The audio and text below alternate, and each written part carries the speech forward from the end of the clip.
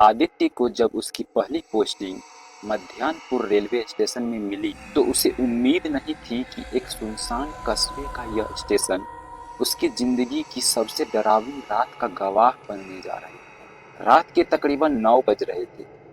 वह एक पुराने से रिक्शे में बैठकर स्टेशन की ओर बढ़ रहा था। चारों ओर अजीब सा सन्नाटा पसरा था।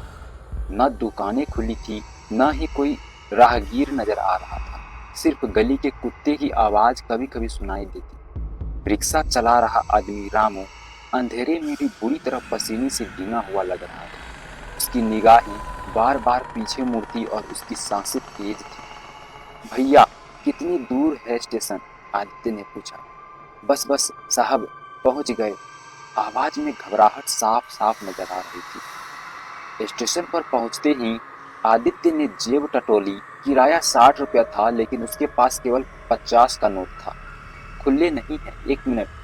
आदित्य कुछ कह ही रहा था कि इतने में रामू ने जल्दी से नोट खींचा और घबराए हुए लहजे में बोला, कोई बात नहीं साहब, जल्दी जाइए, रात हो गई। वो आ सकती है। कौन आ सकती है? आदित्य ने चौंक कर पूछा। लेकिन रामू तब तक तेजी से रिक्शा मोड़कर अंधेरे में गुम हो गया। आदित्य को थोड़ी घबराहट हुई, लेकिन नौकरी का पहला दिन था और वह खुद को समझाकर स्टेशन के अंदर दाखिल हो गया।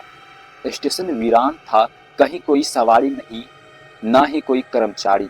तभी एक सफाई कर्मी माधव झाड़ू लगाते हुए नजर आया। वह आदित्य को देखकर मुस्कुराया और बोला, आप नए टीसी हैं ना? आइए स्टेशन दिखा देता हूँ। स्टेशन एकदम सन्नाटे में डूबा था। एक टिकट काउंटर, एक छोटा ऑफिस और टीसी के रहने के लिए एक कमरा, बस इतना ही था। जब आदित्य ने देखा कि पूरा स्टेशन खाली पड़ा है तो वह मुस्कुरा कर बोला, यहाँ हमेशा इतना ही सन्नाटा रहता है या कोई आता जाता भी है? माधव का चेहरा अचानक गंभीर हो गया। उसने धीमी आवाज में कहा, कोई आए या ना आए, वो तो जरूर आती है। माधव चुप हो गया, जैसे कुछ कहने से डर रहा हो। फिर बात टालते हुए बोला, आप बैठिए, मैं आपके लिए चाय लाता हूँ, और वहां से चला गया। रात के 10 बजे आदित्य ऑफिस में बैठा कुछ रजिस्टर अपडेट कर रहा था। तभी एक तीव्र ट्रेन का हॉर्न सुनाई दिया। उसने चार्ट देखा, यह ट्रेन यहाँ रुकनी चाहिए थी। चार्ट के हिसाब से वह भागकर प्लेटफॉर्म पर पहुंचा। ट्रेन बिना रुके स्टेशन से गुजर गई। लेकिन तभी उसकी नजर एक लड़की पे पड़ी। सफेद साड़ी में ट्रेन के पीछे पीछे भाग रही थी। वह चिल्ला रही थी, लेकिन उसकी आवाज सुनाई नहीं दे रही थी। आदित्य दौड़ा, मगर जब तक वह प्लेटफॉर्म पर पहुंचा वहां कोई नहीं था। प्लेटफॉर्म सुनसान हो चुका था, पूरी तरह खाली। कोई ट्रेन नहीं, कोई लड़की नहीं। मैंने कुछ गलत देखा शायद, आदित्य ने खुद को समझाया और वापस लौट गया। आधा घंटा बीता, फिर एक और ट्रेन आई और वह भी बिना रुके निकल गई। और फिर वही लड़की इस बार भी उस ट्रेन के पीछे पीछे दौड़ रही थी। आदित्य ने उसे कई बार आवाज दी, लेकिन वह मानो कि किसी और ही दुनिया में हो। अचानक वह अंधेरे में गायब हो गई।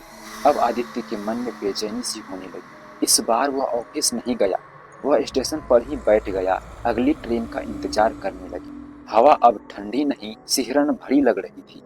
करीब रात के 12:30 बजे फिर से वही हॉर्न और फिर से वही लड़की। लेकिन इस बार कुछ बदला हुआ था।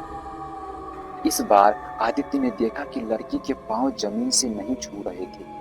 वह हवा में दौड़ी, ऊपर ऊपर तैरती हुई ट्रेन के पीछे दौड़ रही थी। उसके बाल बिखरे हुए थे और चेहरा चेहरा साफ नहीं दिख रहा था, जैसे धुंध में हो। कौन हो तुम? आदित्य ने चिल्लाया। लड़की अचानक रुक गई। उसने मुड़कर देखा। आदित्य का कलेजा सुन्न हो गया। उसका चेहरा झुलसा हुआ था, आंखें काली काली, जैसे किसी अंधे कुएं में झांक रहे हो। होंठ फटे हुए और गालों से खून बह रहा हो। और फिर वह आदित्य की ओर दौड़ी। आदित्य चीखता हुआ ऑफिस की ओर भागा, दरवाजा बंद किया और कांपते हाथों से लॉक किया। उसकी सांसें थमने को थी। कुछ पल बाद दरवाजे पर खरोचने की आवाज आई। फिर किसी ने धीमे से दरवाजे के पीछे से कहा, टिकट मिल जाएगा ना? आदित्य ने आंखें बंद कर ली। सुबह जब उसकी आंख खुली तो वह फर्श पर बेहोश पड़ा हुआ था। दरवाजा अब भी बंद था। सूरज की हल्की रोशनी भीतर से आ रही थी। दरवाजा खोलकर वह बाहर आया। स्टेशन अब भी वीरान था। माधव कहीं नजर नहीं आ रहा था। तभी रामू, वही रिक्शा वाला, स्टेशन के बाहर खड़ा मिला। उसका चेहरा उतना ही घबराया हुआ था। आप बच गए? क्या मतलब? आदित्य ने पूछा। रामू ने धीरे से कहा, साहब, उस स्टेशन पर 10 साल पहले एक हादसा हुआ था। एक लड़की, अनामिका, जिसने आत्महत्या कर ली थी क्योंकि टिकट ना मिल पाने के कारण वह ट्रेन पकड़ नहीं सकी और उसकी माँ की जान चली गई। तब से हर रात वो लौटती है, हर ट्रेन के पीछे, उम्मीद में कि शायद आज टिकट मिल जाए। इतना सुनते ही आदित्य की रूह कांप उठी। वह वापस ऑफिस गया, सोचा शायद कुछ रिकॉर्ड में उसका जिक्र हो।